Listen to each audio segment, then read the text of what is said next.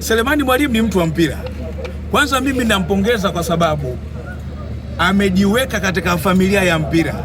Nchi tuna watu wa ajabu sana. Ikicheza Yanga mtu wa Simba afuatilie, ikicheza Simba mtu wa Yanga afuatilie. Ni mambo ya kihuni. Anathibitisha wazi, na hapa anatoa elimu kwamba mpira sio uadui.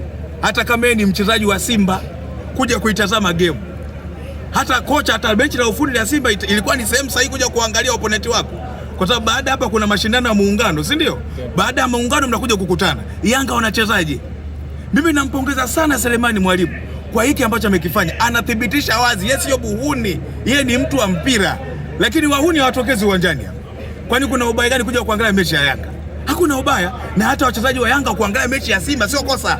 Wanathibitisha wazi kwamba kumsoma, yani anakuja kusoma na yeye kwamba okay, sawa, Baka yuko namna hii, kumbe huyu yuko namna hii. Huyu ni mtu wa mpira. Mimi nampongeza alichokifanya na sio kosa. Ila kwa mtu ambaye ni muhuni, umekuja kufanya nini? Mimi ninachokuambia kwamba umekuja kuvuta hongo. Una mapenzi na Yanga. Una mapenzi na Yanga. Ndio nature ya Tanzania tuliokuwa nayo. Selemani Mwalimu mimi ninampongeza kwa kuweza kufika uwanjani na ameenjoy sana. Kwa sababu Selemani Mwalimu timu ambayo anachezea haijawahi kushinda goli 6. Unaelewa vizuri? Unapata wapi ujasiri kusema timu yako inapaswa kuwa bingwa?